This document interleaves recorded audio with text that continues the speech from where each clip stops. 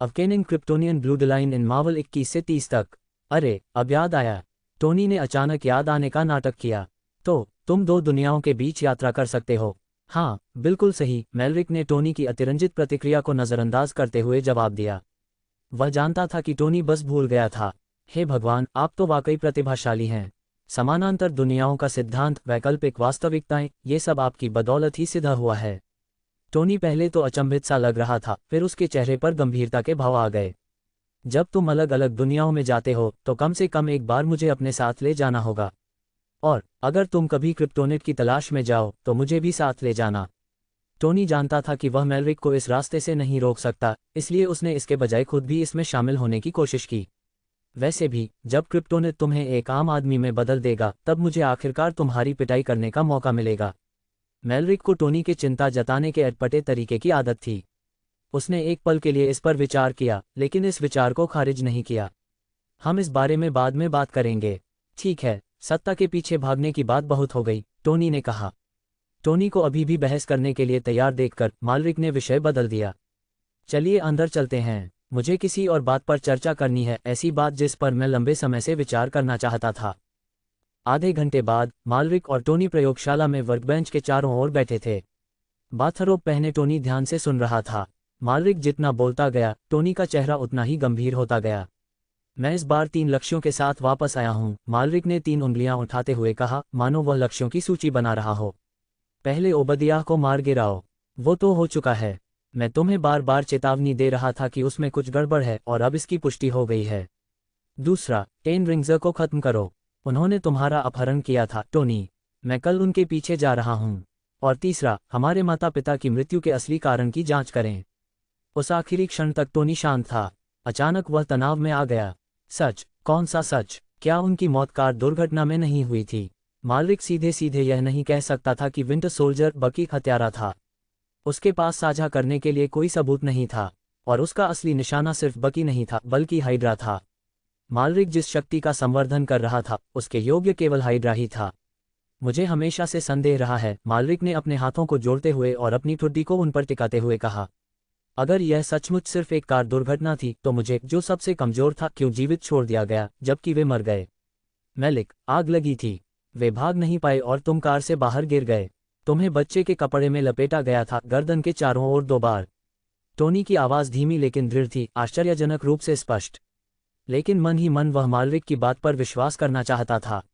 शायद वह इतने सालों से किसी ऐसे व्यक्ति का इंतजार कर रहा था जो उसे बताए कि यह कोई दुर्घटना नहीं थी। 18 साल पहले जब हॉवर्ड और मारिया की मृत्यु हुई तब टोनी शहर में भी नहीं था। उसका अपने पिता से झगड़ा हुआ था। उसने कुछ समय के लिए लॉस एंजल्स से दूर रहने की योजना बनाई थी। हॉवर्ड का कठोर चेहरा देखना उसके लिए असहनीय था।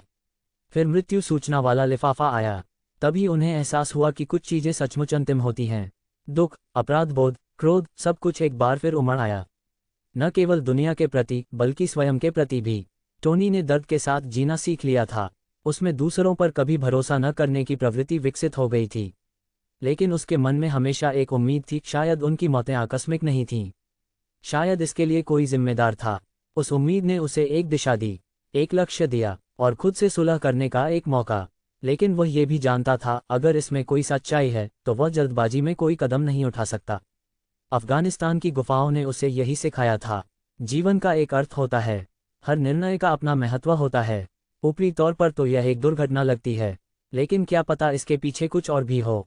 मेलरिक ने उससे नज़रें मिलाते हुए कहा, बच्चे की मौत होनी ही थी। उसके गले में लिपटे कपड़े से ही उसकी जान चली जानी चाहिए थी। लेकिन दुर्घटना की साजिश रचने वाले को यह नहीं पता था कि मेरे शरीर में क्रिप्टोनियन खून है। मेलरिक ने सालों तक ये सवाल किया कि वह कैसे बच गया। विंटर सोल्जर किसी की जान नहीं बख्शता था, दया के कारण तो बिल्कुल नहीं। वह कोई गलती नहीं करता था। फिर भी मेलरिक जिंदा रहा। अपनी रगों में बह रहे क्रिप्टोनियन रक्त को जागृत करने के बाद ही उसे समझ आया, यह भाग्य नहीं था, यह कोई गलती नहीं थी, यह उसके भीतर गहराई से दबी हुई दृढ़ता थी। निष्क्रिय अवस्था में भी क्रिप्टोनियन रक्त ने उसे जीवित रखा था। मेलरिक के शब्द टोनी पर बिजली के झटके की तरह लगे। तुम कह रहे हो? टोनी की आवाज़ धीमी पड़ गई। उसका दिमाग चकरा रहा था। जब मैं छोटा था तब मुझे भी इस सिद्धांत पर भरोसा नहीं था, मेलरिक ने शांत भाव से आगे कहा। सबने इसे एक आकस्मिक दुर्घटना मान लिया, तो मैं क्यों नहीं मान सकता था? लेकिन जब मैं जागा तो मुझे एहसास हुआ, यह मेरा वहम नहीं था, ये सहज प्रवृत्ति थी। मुझे होश में कुछ भी याद नहीं था, लेकिन आघात मेरे अवचेतन में दबा हुआ था। वापस आने के बाद से मैं जांच कर रहा था, और अब मैंने सच्चाई का पता लगा लिया है। टोनी, क्या तुम सच में ऐसा कह रहे हो? टोनी चौंक कर उठ बैठा, सदमे और गुस्से से उसकी आंखें फटी रह गईं। मेरी असाधारण श्रवण शक्ति ने उनका पता लगा लिया, मालरिक ने स्थिर स्वर में कहा। हत्यारे, वे हाइड्रा के साथ हैं। हाइड्रा? टोनी का लहजा एकदम ठंडा पड़ गया। वे तो सालों पहले ही खत्म हो गए थे। वो इतिहास है, वे मर गए थे अस्थायी रूप से, मालरिक ने उत्तर दिया। एक काटो, दो और उगाते हैं। वे लौट आए हैं। मैंने पिछले कुछ दिनों में गोपनीय रिकॉर्ड खंगाले हैं, राज्य स्तर की गहन फाइलें। मैंने वैश्विक संगठनों के भीतर छिपे एक गुप्त गुट का पता लगाया।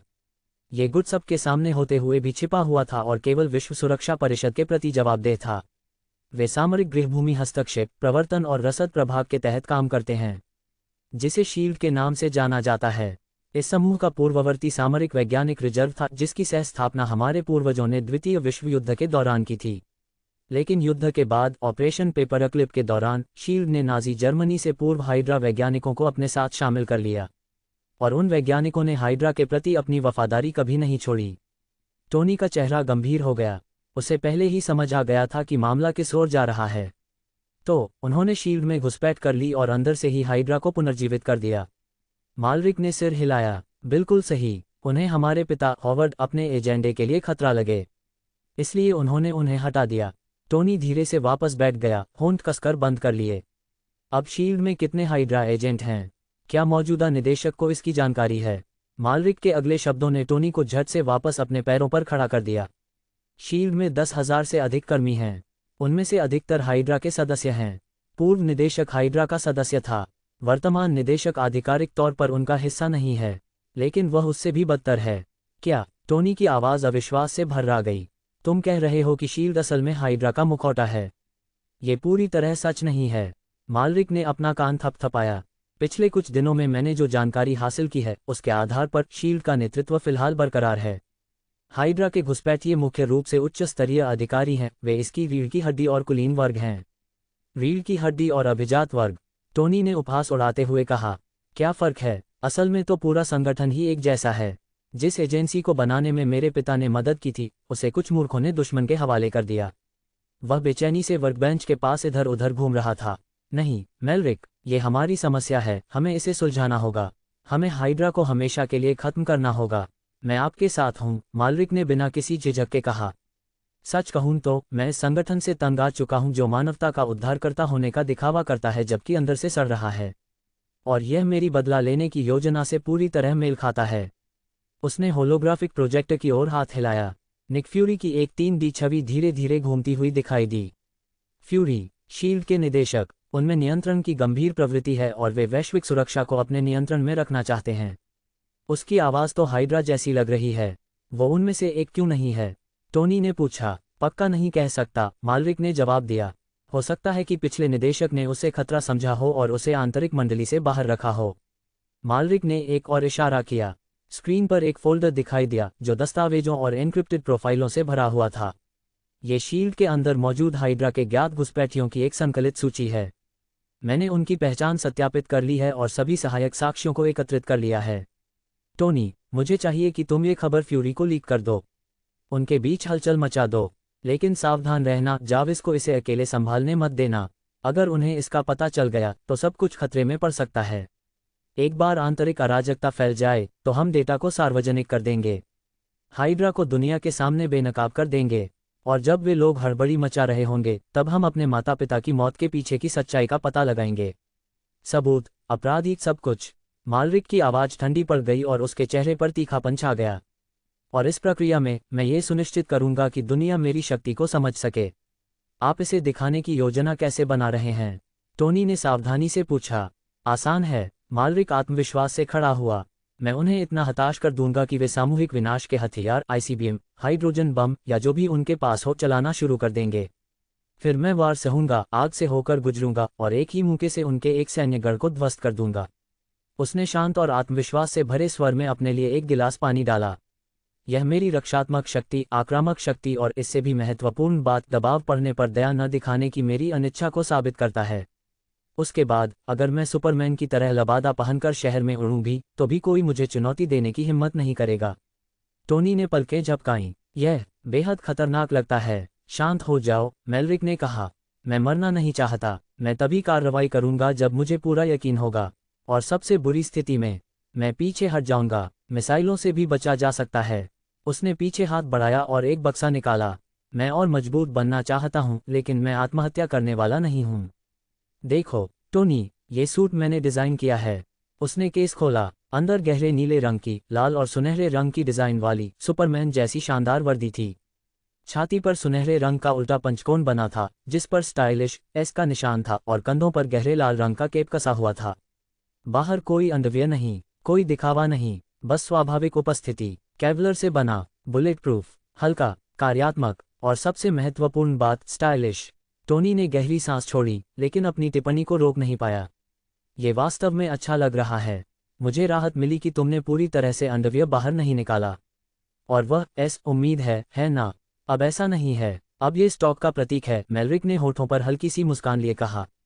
कल से मैं इसे पहनूंगा, अफगानिस्तान जाऊंगा और टेन रिंग्स का सफाया कर दूंगा। सुपरमैन के रूप में यह मेरा पहला कदम होगा। टोनी ने मालरिक का हाथ पकड़ते हुए कहा, तुम किसी को भूल रहे हो। ये सब मुझसे शुरू हुआ था। मैं भी आ रहा हूं, लेकिन यहाँ तुम्हारी भी एक भूमिका है। मालरिक ने प्रोजेक्शन की ओर इशारा करते हुए कहा, तुम हमारे माता पिता के बारे में सच्चाई जानने के लिए बेताब हो। उसी पर ध्यान केंद्रित करो। टोनी ने सिर हिलाया। लेकिन इससे मुझे दुनिया के आधे रास्ते जाकर कुछ आतंकवादियों को कुचलने से कोई नहीं रोक सकता। वह टेन रिंग्स पर कड़ी नज़र रख रहा था। उनका प्रभाव मध्य पूर्व तक फैला हुआ था, और उनके क्षेत्र में आम नागरिक रोजाना जबरन वसूली, फांसी और अराजकता जैसी समस्याओं का सामना कर रहे थे। चाहे मालरिक आज इस बारे में बात करे या न करे, टोनी ने अपना मन बना लिया था। उन्हें अपने किए की सज़ा मिलेगी, लेकिन हमें शील्ड के साथ सावधानी से पेश आने की ज़रूरत है। अगर वे इसे बहुत जल्दी हमसे जोड़ देते हैं तो मामला बिगड़ सकता है। मैं समझ गया। टोनी ने फ्यूरी की तस्वीर पर नज़रें गड़ाते हुए सिर हिलाया। लेकिन मुझे एक बात बताओ, क्यों सीधे हाइड्रा पर हमला नहीं किया? मालरिक की आवाज़ धीमी और दृढ़ थी, क्योंकि उनके शीर्ष अधिकारी दुनिया भर में सरकारी पदनामों की आड़ में छिपे हुए हैं। अगर मैं उन्हें अभी हटा दूं तो मीडिया इसे तोड़ मरोड़ कर पेश करेगा। मुझे तानाशाह, अत्याचारी और विश्व शांति के लिए खतरा कहा जाएगा। मुझे इससे डर नहीं है, लेकिन अगर मैं सही समय का चुनाव करके इसके नकारात्मक परिणामों से बच सकता हूं तो इसे पहले क्यों शुरू करूं? टोनी प्रभावित होकर पीछे झुक गया। मुझे पता था कि तुम ऐसे व्यक्ति हो जिसे बचाव की मुद्रा में रहना पसंद नहीं है। बिल्कुल मेरी तरह। मालरिक ने सिर हिलाया। बिल्कुल सही। इसीलिए मुझे दुनिया को अपनी शक्ति दिखानी है। मेरी क्षमताएं हमेशा के लिए गुप्त नहीं रहेंगी। जैसे ही मेरी पहचान उजागर होगी, हर एजेंसी, हर सत्ता समूह, वे मेरी खोज में जुट जाएंगे। और वे मुझसे विनम्रता से नहीं पूछेंगे। वे मेरी परीक्षा लेंगे, मुझे दबाव में डालेंगे, मुझे नियंत्रित करने की कोशिश करेंगे। इसलिए मैं ये सुनिश्चित करूंगा कि पहले परीक्षण में संदेह की कोई गुंजाइश न रहे। मैं उन्हें शर्तें तय नहीं करने दूंगा। अगर वे मुझे धक्का देंगे तो मैं और भी जोर से धक्का दूंगा, और अगर वे फिर भी आते रहे तो मैं उन्हें तोड़ दूंगा, एक बार में, जोर से, ताकि मुझे फिर कभी ऐसा न करना पड़े। टोनी ने एक बार ताली बजाई। शानदार योजना। पहले हमला करो, जोरदार हमला करो। इससे कोई असहमत नहीं हो सकता। धन्यवाद। मालरिक ने मामला समाप्त करते हुए कहा, मुझे शोहरत नहीं चाहिए, मैं बस शांति से जीना चाहता हूँ। लेकिन उस शांति के लिए मुझे दुनिया को ये समझाना होगा कि जब वे मेरे दरवाजे पर दस्तक देते हैं तो क्या होता है। वह जाने के लिए मुड़ा। बस इतना ही। अब तुम चिंता करना छोड़ सकते हो, टोनी। टोनी मुस्कुराया। मुझे चिंता नहीं थी, लेकिन मुझे एक सवाल पूछना है, ये सुपरमैन वाला लुक कैसा है? क्या ये थोड़ा चोगा और पजामा जैसा नहीं लग रहा? क्या तुम सुपरहीरो बनने की कोशिश कर रहे हो? मालरिक दरवाजे पर रुक गया। नहीं, मैं बस सुपरमैन की प्रशंसा करता हूँ, लेकिन मैं कोई आदर्शवादी उद्धार करता नहीं हूँ। शायद मैं अन्याय देखकर मदद करूंगी, लेकिन दुनिया को बचाना, यह मेरे बस की बात नहीं है। जैसे ही मालरिक गलियारे में गायब हुआ, टोनी ने अपना सिर हिलाया। ये तो बहुत बुरा हुआ। मैंने तो अपनी हीरो टीम का नाम पहले ही सोच लिया था, सुपर आयरन ब्रदर्स। तुम्हारा क्या ख्याल है? हॉल से मालरिक की आवाज़ धीमी धीमी गूंज रही थी। बचकाना, ऐसा लगता है जैसे दो छोटे बच्चे खेलने के लिए मिले हों। एक और दिन की शुरुआत हुई। बारिश थम गई थी, आसमान साफ हो गया था और सूरज पूरी दुनिया में चमक रहा था। मालरिक पहले ही युद्ध क्षेत्र की ओर रवाना हो चुका था। यह अफगानिस्तान के लिए उनकी दूसरी हवाई यात्रा थी। अब उन्हें रास्ता मुंह जुबानी याद था। वहां पहुंचने में केवल कुछ मिनट लगे और इसने हवा में मौजूद 1 दर्जन बोइंग जेट विमानों को आसानी से पीछे छोड़ दिया। मालरिक आसमान में काफी ऊंचाई पर मंडरा रहा था और बादलों से ढकी नीली धरती को निहार रहा था। उसकी दृष्टि लगातार बदलती रहती थी और वह लक्ष्यों पर इतनी सटीकता से निशाना साधता था कि रडार भी ऐसा नहीं कर सकता था। अफगानिस्तान में रात हो चुकी थी। अधिकांश 10 रिंग्स बेस में लॉकडाउन था और लोग आराम की तैयारी कर रहे थे। लेकिन हमेशा कुछ अपवाद होते थे, आतंकवादी जो अंधेरे में नागरिकों को अपना शिकार बनाने के लिए घूमते रहते थे। वे मालरिक के पहले निशाने थे। सबसे पहले तुम ही गिरोगे, उसने बुदबुदाते हुए कहा। उसने 2 हथियारबंद लोगों को एक आम नागरिक के घर का दरवाजा तोड़ते हुए देखा था। वह नीचे उतरा। उसके जैविक सुरक्षा कवच ने प्रभाव को कम कर दिया, जिससे वह चुपचाप नीचे गिर गया, मानो स्वयं मृत्यु हो। जब वह मैदान पर उतरा तो मैदान पूरी तरह से अस्त व्यस्त हो गया। उसके उतरने की धीमी सी आवाज़ गूंज उठी और ज़मीन मकड़ी के जाले की तरह फट गई। जैसे ही दोनों बंदूकधारी दरवाजा तोड़कर अंदर आए, उस तेज आवाज़ ने उन्हें चौंका दिया। हथियार ताने हुए वे घूम पड़े और अजीब कवच पहने एक लबादा ओढ़े हुए व्यक्ति को देखकर रुक गए। तुम कौन हो? ईरानी? ताजिक? मालरिक ने धाराप्रवाहदारी भाषा में पूछा। हाल के दिनों में वह पृथ्वी की अधिकांश आधिकारिक भाषाओं का अभ्यास कर रहा था। वह उनके द्वारा बोले गए हर अपशब्द को समझता था। उन लोगों ने कोई जवाब नहीं दिया, उन्होंने केवल अपने हथियार उठा लिए। मालरिक ने अपना सिर हिलाया। बात करने में कोई दिलचस्पी नहीं है। ठीक है। पलक झपकते ही वह उन पर टूट पड़ा। उसके हाथ तेजी से आगे बढ़े और उसने दोनों की गर्दन पकड़ ली। उसने उन्हें आसानी से उठाया और हल्के से घुमाते हुए 2 झटके दिए। वे बेजान होकर गिर पड़े। उसने उनके शवों को नीचे गिराया और जाने के लिए मुड़ा, लेकिन रुक गया। अंदर एक परिवार अंधेरे में एक साथ हडल्ड होकर बैठा था। यह एक पश्तून परिवार था। पिता की घनी दाढ़ी थी और उनकी धंसी हुई आंखों में थकान और भय स्पष्ट दिखाई दे रहा था। माँ और 2 बेटियां एक दूसरे से लिपटी हुई थीं और उन्होंने मिट्टी के रंग के पारंपरिक वस्त्र पहने हुए थे। वे सभी खामोश खौफ से मालरिक को घूर रहे थे। अब आपको उनकी चिंता करने की जरूरत नहीं है, मालरिक ने शांत भाव से इस बार पश्तो में कहा। काफी देर हो चुकी है, आराम कर लीजिए, कल सुबह तक कोई आतंकवादी नहीं बचेगा। जैसे ही वह मुड़ा और हवा में ऊपर उठा, अपने अगले लक्ष्य की तलाश में। कृपया प्रतीक्षा करें, उसके पीछे से एक धीमी सी आवाज सुनाई दी। मालरिक मुड़ा। सबसे छोटी बेटी, जिसकी उम्र 7 या 8 साल से अधिक नहीं थी, अपनी माँ की बाहों से छूट गई। माँ के मुंह को ढकने के तमाम प्रयासों के बावजूद उसने दबी आवाज में पूछा, क्या तुम सुपरमैन हो? मालरिक ने पलकें झपकाईं। क्षण भर के लिए वह अचंभित रह गया। उन्होंने अपने खुद के डिजाइन का सूट पहना था, गहरे नीले रंग का, लाल रंग का केप और छाती पर सोने की किनारी वाला एस चिन्ह। ये सुपरमैन की नकल नहीं थी, बल्कि एक शालीबद्ध श्रद्धांजलि थी, लेकिन स्पष्ट रूप से उससे प्रेरित थी। उन्हें उम्मीद नहीं थी कि युद्ध क्षेत्र में रहने वाला कोई बच्चा इसे पहचान लेगा। लेकिन बेशक यहाँ भी हॉलीवुड की पहुंच रही थी। नहीं, मालरिक ने नरमी से कहा, लेकिन अगर आप मुझे उस नाम से बुलाते हैं तो कोई बात नहीं। उसने लड़की की तरफ मुस्कुराते हुए देखा, फिर उसके माता पिता से कहा, कोई बात नहीं, मैं ज्यादा देर नहीं रुकूंगा। 10 रिंग्स भी नहीं रुकेंगे। तो आप हमारी मदद करने आए हैं? उसने थोड़ी हिम्मत जुटाकर पूछा। टीवी की तरह। मालरिक हिचकिचाया, फिर सिर हिलाया।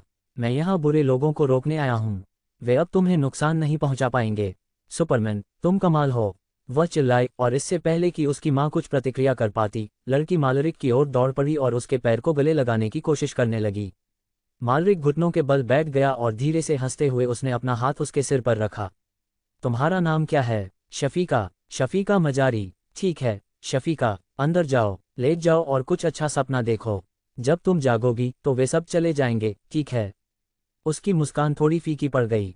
तुम जा रहे हो शफीका? मालरिक ने धीरे से कहा और अपनी उंगली से उसके माथे पर थपथपाते हुए बोला, अजनबियों से इतनी आसानी से बात मत करो और अपनी माँ की बात सुनो, ठीक है? फिर वह खड़ा हुआ, पीछे हटा और हवा के एक तेज झोंके के साथ बादलों में वापस चला गया। परिवार के सभी सदस्य दौड़कर बाहर निकले और रात के आकाश की ओर देखने लगे। बूढ़े पिता ने धीरे से प्रार्थना की, भगवान उनकी रक्षा करें, वे सचमुच सुपरमैन हैं। उस रात लंबे समय बाद पहली बार उन्हें सुबह की उम्मीद जगी। योजक चिन्ह, योजक चिन्ह, योजक चिन्ह। मालरिक नहीं रुका। उन्होंने पूरे क्षेत्र में नागरिकों को आतंकित कर रहे 10 रिंग्स के सभी गश्ती दल को तेजी से और कुशलतापूर्वक खदेड़ दिया। प्रत्येक क्रिया में 1 सेकंड का समय लगा। आओ, एक मुक्का, गायब। 10 मिनट से भी कम समय में आसमान फिर से उनके हाथ में आ गया। अब मूल स्रोत यानी आधार पर प्रहार करने का समय आ गया था। एक परंपरागत सैन्य रणनीति छोटे छोटे चौकियों को धीरे धीरे नष्ट करती है, आपूर्ति लाइनों को कमजोर करती है और दुश्मन को चरणबद्ध तरीके से कमजोर करती है। लेकिन मालविक को पारंपरिक युद्ध में कोई दिलचस्पी नहीं थी। वह सीधे टेन रिंग्स के सबसे बड़े गढ़ की ओर बढ़ा।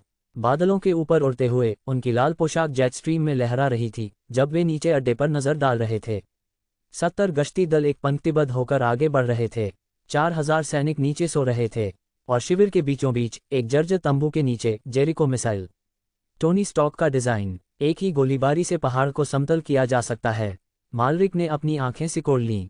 स्टॉक, तुमने क्या किया है? उसने बुदबुदाते हुए कहा। टोनी तब से बदल गया था, ये सच है, लेकिन मेलरिक उसे यह बात भूलने नहीं देगा। उसने अपना फोन निकाला। जाविस, मेलरिक ने कहा। जी हाँ, मास्टर मेलरिक। कैमरा चालू करो, मुझे जो कुछ भी दिखाई दे सब रिकॉर्ड करो, और यह सब हो जाने के बाद इसे टोनी को भेज दो, खासकर स्टॉक के हथियार। ये सुनिश्चित करो कि हर एक बात उसकी चेतना में अंकित हो जाए। समझा? मालरिक ने फोन को एक तरफ रख दिया और नीचे उतरना शुरू कर दिया। अब और छुपकर काम करना नहीं चलेगा।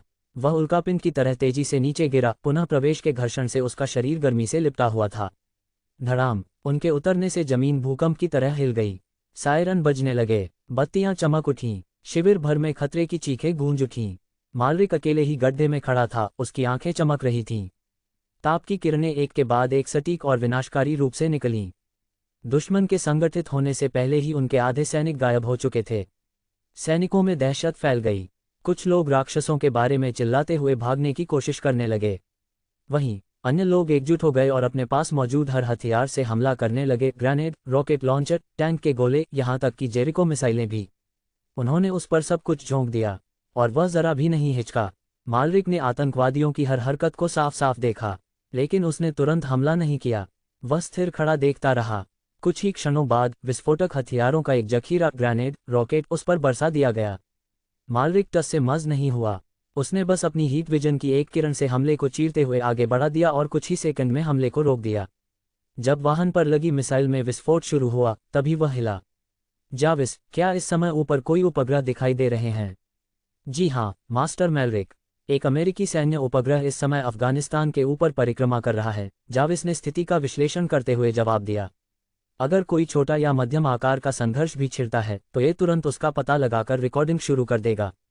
जाविस रुका और 700 मीटर दूर एक स्थानीय पत्रकार छुपकर फिल्मांकन कर रहा है। एक रिपोर्टर, एक युद्ध संवाददाता। मालरिक ने सिर हिलाया और अपने सीने पर बने सुनहरे एस पर हाथ रखा। तो दर्शक तैयार हैं। हम नहीं चाहेंगे कि सुपरमैन की पहली लड़ाई अनदेखी रह जाए।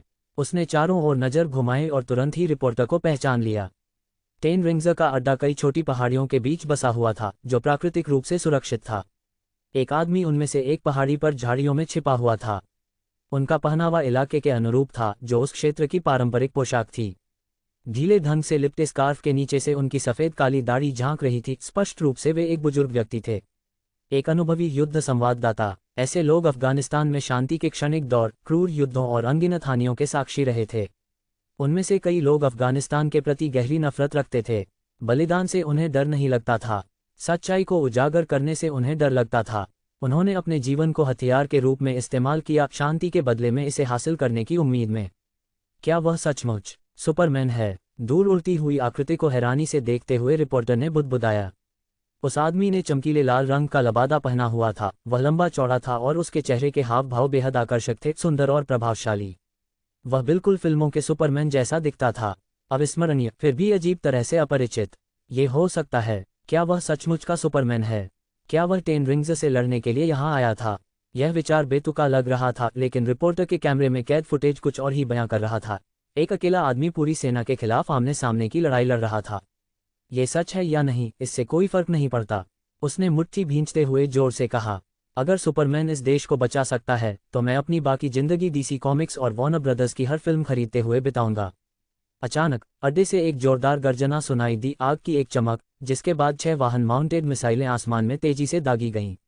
मिसाइलें? नहीं, रास्ते से हट जाओ, रिपोर्टर ने हवा में मौजूद आकृति की ओर चिल्लाते हुए कहा। सुपरमैन, हटो। लेकिन मालरिक पीछे नहीं हटा।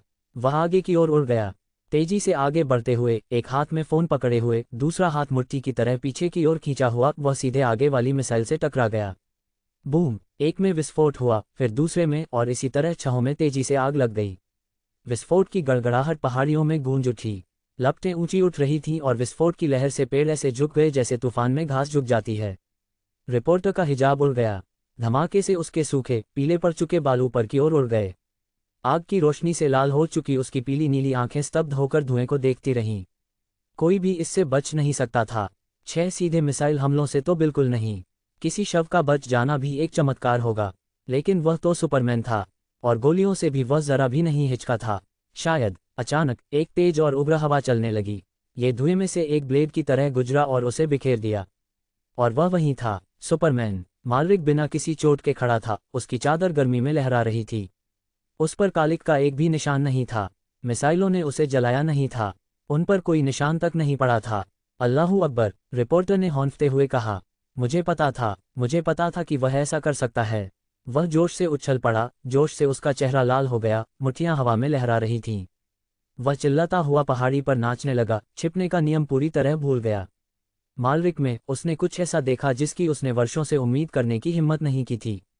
नाटो नहीं, संयुक्त राष्ट्र नहीं, एक चमत्कार। और नीचे स्थित शिविर में दहशत का माहौल छा गया। आतंकवादी भी उतने ही सहमे हुए थे, लेकिन उनकी चीखें अलग थीं।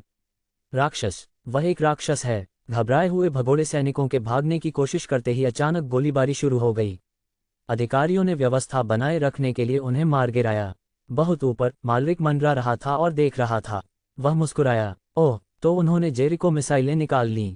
धमाके के साथ विदाई लेने वाले हैं क्या? जेरिको मिसाइल को क्षेत्र को संतृप्त करने के लिए डिज़ाइन किया गया था, हर दिशा में 2 किलोमीटर के दायरे में विनाश करने के लिए। वे बदला लेने के अंतिम प्रयास में उसे अपने साथ ले जाना चाहते थे। बिल्कुल सही, मैलरिक ने धीरे से कहा। मैं टोनी की इस उत्कृष्ट कृति को करीब से देखना चाहता था। उसने कम्युनिकेटर पर टैप किया। जाविस, रिकॉर्डिंग जारी रखो। जब ये खत्म हो जाए तो इसे टोनी को भेज देना। साथ में एक संदेश भी जोड़ देना, तुम रात को कैसे सोते हो। रिकॉर्डिंग पहले से ही चल रही है, सर, जाविस ने सहजता से जवाब दिया। कुछ मिनट बीत गए। आतंकवादियों ने 3 जेरिको मिसाइलों को बाहर निकाला, उन्हें खुले में स्थापित किया और एक साथ दाग दिया। उन्होंने अपने अंतिम दांव के रूप में अपना सारा भंडार खाली कर दिया। मिसाइलें आसमान में तेजी से उठीं और फिर बिखर गईं। दर्जनों छोटे छोटे मिसाइल के टुकड़े चारों ओर फैल गए और मालरिक को पूरी तरह से घेर लिया। विनाश का एक ऐसा जाल जिससे बचने का कोई रास्ता नहीं। युद्ध की एक उत्कृष्ट कृति। ये वास्तव में टोनी का सबसे बेहतरीन काम है, मालरिक ने बुदबुदाते हुए कहा। फिर रुककर उसकी निगाहें पहाड़ी पर खड़े रिपोर्टर पर टिक गईं। मुझे थोड़ी देर के लिए बाहर जाना चाहिए। पलक झपकते ही मालरिक गायब हो गया। वह अचंभित पत्रकार के बगल में प्रकट हुआ, उसे धीरे से पकड़ा और 3 किलोमीटर दूर एक दूसरी पहाड़ी की ओर उड़ गया। वहां उसने उस आदमी को नीचे उतारा और तुरंत अपनी मूल स्थिति में लौट आया। मिसाइलों को एक जगह इकट्ठा होते देख उसने मन ही मन कहा, चिंता मत करो, मैं वापस आ गया हूं। उम्मीद है बहुत देर नहीं हुई है। जेरिको प्रणाली को गति के लिए डिज़ाइन किया गया था, पहले हमला करो, कोई जवाबी कार्रवाई नहीं। और यह बहुत करीबी मामला था। जैसे ही युद्धक मिसाइलें निकट आईं, मालरिक ने कार्रवाई की। वह अपनी वर्दी को झुलसने नहीं देना चाहता था। उसकी मुट्ठियां इतनी तेजी से हिल रही थीं कि दृष्टि से भी तेज प्रहार कर रही थीं। हर तरफ से, हर दिशा से मुट्ठियां बरस रही थीं। ऐसा लग रहा था मानो उसके सैकड़ों हाथ हो गए हों। हर बार एक मुक्के से टकरा रहा था। उनमें से प्रत्येक में विस्फोट हो गया। बूम! दूसरा विस्फोट पहले विस्फोट से कहीं अधिक भीषण था। आसमान फट पड़ा। आग की लपटें बहुत ऊंची उठीं, धुएं ने चांद को ढक लिया और झटके की लहर एक ज्वार की लहर की तरह पूरे इलाके में फैल गई। विस्फोट के आगे पहाड़ और जंगल झुक गए, चकनाचूर होकर नष्ट हो गए। दूर पहाड़ी पर रिपोर्टर को एक बार फिर जमीन पर गिरा दिया गया। वह बेहोशी की हालत में लुढ़का, फिर लड़खड़ाते हुए अपने पैरों पर खड़ा हुआ। उसके कपड़े झुलसे हुए थे, उसका चेहरा धूल से सना हुआ था। उसने दूर आसमान में उठते हुए मशरूम के आकार के बादल को देखा, जो किसी देवता के स्तंभ की तरह आकाश में समाया हुआ था। इतनी दूरी से भी उसे गर्मी महसूस हो रही थी। ये किस तरह की मिसाइल है? वह सुन्न होकर बुदबुदाया। ऐसी चीज का अस्तित्व कैसे हो सकता है? उसे याद था कि वह छोटे छोटे युद्धक हथियारों में कैसे टूट जाता था। इसका कोई उपाय नहीं था। अगर इसका इस्तेमाल आम सैनिकों पर किया जाता तो परिणाम विनाशकारी होते। और सुपरमैन कहाँ है? उसने फुसफुसाते हुए कहा। उसने मुझे बचाया। वह सहारे के लिए एक पेड़ से टिक गया। उसे पता था कि मैं वहां हूं, इसीलिए उसने मुझे बाहर निकाल दिया। कैसा आदमी है? रुको, क्या वह वापस चला गया? हवा का अचानक तेज झोंका, मशरूम के आकार का बादल छट गया, और वहीं इन सब के केंद्र में सुपरमैन खड़ा था। अछूता, अभी भी तैर रहा है, अभी भी शांत है। हे भगवान, रिपोर्टर ने फुसफुसाते हुए कहा। उसकी आंखों में आंसू आ गए। वह मनुष्य नहीं है, वह भगवान है। वह आकृति काफी देर तक चुपचाप आकाश में मंडराती रही। नीचे पहाड़ों को अपनी चपेट में लेने वाली ज्वालाओं का सागर उसके द्वारा बुझा दिया गया था। बचे हुए बिखरे हुए अंगारे रात के अंधेरे में फीके पड़ते तारों की तरह टिमटिमा रहे थे। फिर भी मालरिक ने आग से बचाव के प्रोटोकॉल का सटीक रूप से पालन किया और व्यवस्थित तरीके से हर एक चिंगारी को बुझा दिया। फिर उसने अपनी निगाहें टेन रिंग्स बेस के सुलगते हुए अवशेषों पर डाली, जो अब मलबे में तब्दील हो चुके थे, और शांति से उस क्षेत्र का जायजा लिया। लेकिन दूर से देख रहे अधेड़ उम्र के पत्रकार के लिए मालरिक की सावधानीपूर्वक की गई कार्रवाइयों में न्याय का भार निहित था, मानो वह मनुष्यों के बीच एक देवता हो जो ये सुनिश्चित करता हो कि कोई भी बुराई उसकी उंगलियों से न फिसले। उन दुष्ट 10 अंगूठियों ने हर तरह की बुराई की, लेकिन अब सब खत्म हो गया है। सुपरमैन आ गया है, हमें उम्मीद है सुपरमैन के साथ शायद शांति हो सकती है, उस आदमी ने कांपती हुई आवाज में बुदबुदाया। भावनाओं का एक तीव्र उफान उस पर हावी हो गया। उसका शरीर कांप उठा, उसकी आंखों में प्रतिशोध और राहत का भाव उमड़ आया, नहीं बल्कि उससे कहीं अधिक आशा का भाव। वह हमारी मदद करने, हमें बचाने के लिए ही यहाँ आया होगा, उस आदमी ने फुसफुसाते हुए कहा। वह केवल ईश्वर का दूत नहीं है, वह साक्षात ईश्वर है। उसकी आंखों में आंसू भर आए और वह घुटनों के बल गिर पड़ा, बेकाबू होकर रोने लगा। आखिरकार यह सब खत्म हो गया, अब सब ठीक हो जाएगा।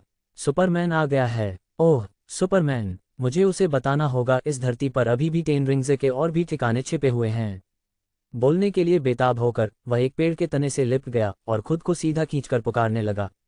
लेकिन इससे पहले कि वह कुछ कर पाता, गहरे नीले रंग के वस्त्र पहने एक आकृति ठीक उसके आगे मंडरा रही थी। उसका लबादा ताजे खून की तरह लाल हवा में लहरा रहा था। सुपरमैन, रिपोर्टर ने हैरानी से कहा। मालरिक अब बिना कोई आवाज किए सीधे उसके सामने खड़ा था। तारीफ के लिए धन्यवाद, मालरिक ने गर्मजोशी भरी मुस्कान के साथ कहा, लेकिन मैं भगवान नहीं हूं। मैं बस एक ऐसा व्यक्ति हूं जो अन्याय को नजरअंदाज नहीं करेगा। आपका नाम क्या है? उसने पूछा। आतंकवादियों के गढ़ के पास फिल्म बनाने के लिए अपनी जान जोखिम में डालना वाकई साहस का काम है। ये वीरतापूर्ण है। नहीं नहीं, मैं तो बस एक आम आदमी हूं। आप हीरो हैं। रिपोर्टर उत्साह से लाल हो गया। मेरा नाम हाफिजुल्लाह अब्दुल्ला है। मुझे बचाने के लिए धन्यवाद। मैं अब आमने सामने होने पर अब्दुल्ला ने आखिरकार उस आदमी को स्पष्ट रूप से देख लिया। काली आंखें जैसे आधी रात का आकाश, चेहरे की बनावट तीक्ष्ण और दोषरहित, मानो पत्थर से तराशी गई हो। एक ऐसा चेहरा जो इतना परिपूर्ण था कि उसकी व्याख्या करना असंभव था। इस तरह का व्यक्ति ईश्वरीय उद्धारकर्ता क्यों नहीं हो सकता? अब्दुल्ला को पूरा यकीन था अगर वह एक महिला होता तो वह जीवन भर इस आदमी के सपने देखता रहता। दरअसल एक पुरुष होने के बावजूद भी वह ऐसा कर सकता है। शांत हो जाओ अब्दुल्ला, मालरिक ने उस आदमी की निगाहों की अजीब तीव्रता को भांपते हुए कहा। मुझे किसी काम में तुम्हारी मदद चाहिए। आपने अभी अभी टेन रिंग्स कैंप की फुटेज ली है ना? जी हाँ, मैंने किया। अब्दुल्ला ने लड़खड़ाते हुए दोनों हाथों से अपना कैमरा आगे बढ़ाया। बिना अनुमति के वीडियो बनाने के लिए मुझे क्षमा करें। आप मेमोरी कार्ड ले जा सकते हैं। मेरा मतलब वो नहीं था। मालरिक ने कैमरे को धीरे से पीछे धकेल दिया। मैं चाहता हूं कि आप उन वीडियो को सार्वजनिक रूप से जारी करें। आपके नाम पर। उन्हें बताएं कि आपने व्यक्तिगत रूप से बहुत बड़ा जोखिम उठाकर यह फुटेज कैप्चर किया है और दुनिया के मीडिया को यह संदेश दें, इस भूमि पर कब्जा करने वाली सभी विदेशी सैन्य ताकतों को तुरंत यहां से चले जाना चाहिए। उनका आक्रमण समाप्त होना चाहिए। अब्दुल्ला की आंखें चौड़ी हो गईं। आप अमेरिका पर युद्ध की घोषणा कर रहे हैं? मालरिक ने मुड़कर जाते हुए कहा। यह युद्ध की घोषणा नहीं है, ये युद्ध के बाद की घोषणा है। एक आखिरी इशारे के साथ वह जमीन से ऊपर उठा और बादलों में गायब हो गया। अलविदा, मैं तुम्हें हमेशा याद रखूंगा, एक बहादुर आत्मा। अब्दुल्ला प्रार्थना की मुद्रा में हाथ जोड़कर आकाश की ओर देख रहा था। ऊपर सुपरमैन है, वह पवित्र आत्मा है, उद्धार करता है। उसके पास रुको, क्या मैं उसका चेहरा भूल गया? योजक चिन्ह, योजक चिन्ह, योजक चिन्ह। अन्यत्र जाविस, लड़ाई के सभी फुटेज टोनी को भेज दो, मालरिक ने शांत भाव से कहा। उन्हें इस बात का जरा भी अंदाजा नहीं था कि उन्होंने अब्दुल्ला पर क्या प्रभाव छोड़ा है। अब उनका पूरा ध्यान टोनी स्टॉक पर था। मालरिक ने आगे कहा, और अगर टोनी अभी तक नहीं जागा है तो उसे जगाने के लिए एक कॉल करें। बिल्कुल मास्टर मैलरिक, मैं अभी डेटा को स्टॉक इंडस्ट्रीज में अपलोड कर रहा हूं, जाविस ने जवाब दिया। मुझे लगता है टोनी को यह उपहार पसंद आएगा, मालरिक ने धीरे से कहा, और वह पहले से ही अपने अगले लक्ष्य के बारे में सोचने लगा था। आगे बढ़ने से पहले कृपया मेरे लिए स्थानीय समय की जांच कर लें। रात के 9:47 बज रहे हैं, जाविस ने जवाब दिया। अच्छा, चलो 11 बजे तक बाकी बचे टेन रिंग्स बेस को साफ कर देते हैं, फिर हम ईगल बेस की ओर बढ़ेंगे। मास्टर मैलरिक, क्या आप अमेरिकी सैन्य अड्डे पर हमला करने की योजना बना रहे हैं? क्या मुझे मिस्टर स्टॉक को सूचित करना चाहिए? कोई ज़रूरत नहीं, एक करदाता के रूप में मैं इसे अपना कर्तव्य मानता हूं कि यह सुनिश्चित करूं कि मेरे पैसे का इस्तेमाल अत्याचारों को बढ़ावा देने में न हो। और इसके अलावा अगर मैं अभी से अपनी प्रतिष्ठा बनाना शुरू कर दूं, तो बाद में जब मैं हाइड्रा को हराऊंगा तो यह अधिक स्वाभाविक लगेगा। आपकी रणनीति बहुत ही शानदार है, जाविस ने जवाब दिया। योजक चिन्ह योजक चिन्ह योजक चिन्ह। समुद्र पार, शील्ड मुख्यालय। डायरेक्टर साहब, आपको ये देखना होगा। आधे गंजे एजेंट ने अपने वरिष्ठ अधिकारी के सामने एक टैबलेट रख दिया। उसका सामान्य शांत स्वभाव अब हड़बड़ी में बदल गया था। डेस्क के पीछे एक गंजा, एक आंख वाला अश्वेत व्यक्ति बैठा था, निर्देशक निक फ्यूरी। वह अब तक खिड़की से बाहर घूर रहा था, केवल उसकी पीठ ही दिखाई दे रही थी। वह धीरे से मुड़ा, उसके चेहरे के भावों को समझना असंभव था। क्या बात है, कॉल्सन? उसने पूछा। अफगानिस्तान में स्थित सबसे बड़ा 10 रिंग्स बेस पूरी तरह से नष्ट कर दिया गया है, महोदय। किसके द्वारा? फ्यूरी ने टैबलेट पर एक नज़र डाली और स्तब्ध रह गया। क्या बकवास है? जैसे ही फुटेज चलने लगा, वह झट से खड़ा हो गया। नीली वर्दी पहने एक व्यक्ति तेज गर्मी से चमकती दृष्टि का उपयोग करके हवा में ही ग्रेनेडों को नष्ट कर रहा था। यह क्या बदतमीजी है? अभी और भी बहुत कुछ है, कॉल्सन ने गंभीर स्वर में कहा और आगे बढ़ने लगा। अगले वीडियो क्लिप में मालरिक जेरिको मिसाइल के विस्फोट के बीच मजबूती से खड़ा था, पूरी तरह से सुरक्षित। फ्यूरी के दिमाग में तरह तरह के सवाल उठने लगे। इतना शक्तिशाली आदमी, उन्हें उसके अस्तित्व के बारे में कैसे पता नहीं चला? यह आदमी कौन है? क्या हमारे पास इसके बारे में कोई जानकारी है? फ्यूरी का हाथ सहज रूप से उस पेजर की ओर बढ़ा जिसे उसने छिपा कर रखा था, कैप्टन मार्वल से संपर्क करने का उसका आपातकालीन माध्यम। वह आकाशगंगाओं को पार कर सकती थी और सेनाओं को कुचल सकती थी। वह उसकी सबसे बड़ी ताकत थी, और फिर भी इस अजनबी ने उसे वह बटन दबाने के बारे में सोचने पर मजबूर कर दिया। कॉल्सन ने उसकी आंखों में देखा, उसकी आवाज़ गंभीर थी। निर्देशक, हम उन्हें सुपरमैन कह रहे हैं। सुपरमैन? वो कौन है? निक फ्यूरी ने अपनी एक आंख से कुड़ी, उसके चेहरे पर हैरानी के भाव झलक रहे थे। निर्देशक महोदय, सुपरमैन डीसी कॉमिक्स का एक सुपरहीरो है। उसके पास असाधारण शक्ति और असाधारण गति है। रुको, फ्यूरी ने उसे बीच में ही रोक दिया। क्या तुम मुझे बता रहे हो कि यह आदमी कॉमिक बुक का किरदार है? उन टाइट्स पहने हुए आदमियों में से एक जो इधर उधर उड़कर बिल्लियों के बच्चों को बचाता है। तकनीकी रूप से सुपरमैन मास्क नहीं पहनता, कॉल्सन ने समझाया। उसके पास एक बायोफील्ड है जो उसके चेहरे को धुंधला कर देता है, जिससे उसकी तस्वीर लेना या उसे पहचानना लगभग असंभव हो जाता है। यह आधिकारिक मान्यता है। फ्यूरी टैबलेट पर देख रही सैटेलाइट इमेज के करीब झुक गया। आकृति धुंधली थी, हाई रिजोल्यूशन कैप्चर के बावजूद चेहरा साफ नहीं दिख रहा था। तो आप कह रहे हैं कि कैमरा एक साफ तस्वीर भी नहीं ले सकता? कॉल्सन ने सिर हिलाया। बिल्कुल महोदय, मैंने सुपरमैन के सारे अंक पढ़े हैं, और मैं कैप्टन अमेरिका का भी प्रशंसक हूँ। फ्यूरी ने आह भरी। ठीक है फैन बॉय, इस तथाकथित सुपरमैन के बारे में हम क्या करें? मुझे लगता है कि वह किसी को यह नहीं बताना चाहता कि वह असल में कौन है। खैर, अगर वह कॉमिक्स वाले किरदार जैसा है तो वह न्याय का पक्षधर होगा, लोगों की मदद करता होगा। हमें उससे संपर्क स्थापित करने की कोशिश करनी चाहिए। ये काल्पनिक है कॉल्सन। असल दुनिया में यह आदमी एक अज्ञात तत्व है जो अनधिकृत हमले कर रहा है। कॉल्सन हिचकिचाया। ये सच है, कॉमिक्स का सुपरमैन कभी किसी को नहीं मारता, और यह आदमी स्पष्ट रूप से। कॉमिक किताबों के उद्धरण देना बंद करो, फ्यूरी ने मेज पर हाथ पटकते हुए गुस्से से कहा। बार्टन को लेकर अफगानिस्तान जाओ, इस व्यक्ति की जांच करो। जी हाँ निदेशक मंडल। कॉल्सन जाने के लिए मुड़ा, और कॉल्सन, फ्यूरी ने उसके पीछे से कहा, मुझे सुपरमैन कॉमिक्स का पूरा सेट भेज दो। योजक चिन्ह योजक चिन्ह योजक चिन्ह। इसी बीच अमेरिकी सेना में भी इसी तरह की बातचीत चल रही थी। हथियार विकास प्रभाग के कर्नल रोड्स आगे आए। वह कोई ड्रोन या हथियार नहीं है, वह एक असली इंसान है। एक अन्य अधिकारी, मिसाइल कमांड के मेजर, ने तर्क दिया, जेरिको मिसाइल भी उसे खरोंच तक नहीं सकी। हमें परमाणु विकल्प की आवश्यकता होगी। नौसेना के एक कर्नल ने कहा, हम ऐसे किसी व्यक्ति से निपटने के लिए सुसज्जित नहीं हैं जो विमान उड़ा सकता है और विस्फोटों को आसानी से झेल सकता है। वायुसेना के एक लेफ्टिनेंट कर्नल ने आगे कहा, हवा में मौजूद मिसाइलों से भी निशाना लगाना मुश्किल है। वह बहुत तेज है, उसका लक्ष्य बहुत छोटा है। अंततः जनरल रॉस ने आदेश दिया, अभी के लिए निगरानी रखें। यदि वह शत्रुतापूर्ण व्यवहार नहीं करता है तो हम संपर्क स्थापित करेंगे। सर्वोत्तम स्थिति में हम उसे सहयोग करने के लिए राजी कर लेंगे। शायद हम अपने सुपर सोल्जर कार्यक्रम के लिए इस तकनीक की नकल कर सकें। फिर उन्होंने गंभीर स्वर में कहा, संभावित रूप से तनाव बढ़ने की स्थिति के लिए तैयार रहें। योजक चिन्ह योजक चिन्ह योजक चिन्ह। उस सुबह जब खुफिया समुदाय में अफरा तफरी मची हुई थी, स्टॉक मैंशन समुद्र तट की सुस्त धूप में नहा रहा था। जब तक जाविस ने टोनी स्टॉक को सुना, एक पारंपरिक चीनी तुरही जिसे मेलरिक ने रिकॉर्ड और प्रोग्राम किया था, कि कान फाड़ देने वाली आवाज से नहीं जगाया। जाविस, क्या तुम मुझे मारना चाहते हो? टोनी कंबल में लिपटा हुआ फर्श पर कराह उठा। उस कर्कश, शोरगुल भरी आवाज ने उसे बिस्तर से नीचे गिरा दिया था। माफ कीजिए महोदय, जाविस ने शांत भाव से कहा। मास्टर मेलरिक के निर्देशों के अनुसार मुझे आपको जगाना था और यह वीडियो चलाना था। एक स्क्रीन पर रोशनी चमक उठी, जिस पर अफगानिस्तान से वास्तविक समय के दृश्य दिखाए जा रहे थे। हजारों गोलियों की आवाज से रेगिस्तान का आसमान जगमगा उठा। ग्रेनेड, आरपीजी और यहां तक कि जेरिको मिसाइलें भी। टोनी उठ बैठा और पलकें झपकाने लगा। धमाकों से पूरी स्क्रीन जगमगा उठी। क्या ये एक ट्रेलर है जिसे मेलरिक ने रातों रात बनाया है? वह अब कहाँ है? मास्टर मेलरिक अफगानिस्तान में है महोदय। ये फुटेज 10 मिनट पुराना है। अफगानिस्तान। टोनी लड़खड़ाते हुए स्क्रीन की ओर बढ़ा। वह कब गया? अभी। क्या समय हुआ है? सुबह 10:03 बजे स्थानीय समय। टोनी ने अपना चेहरा मलते हुए कहा, वह मुझे बिना बताए चला गया। आखिर वह मुझे ये क्यों भेजेगा?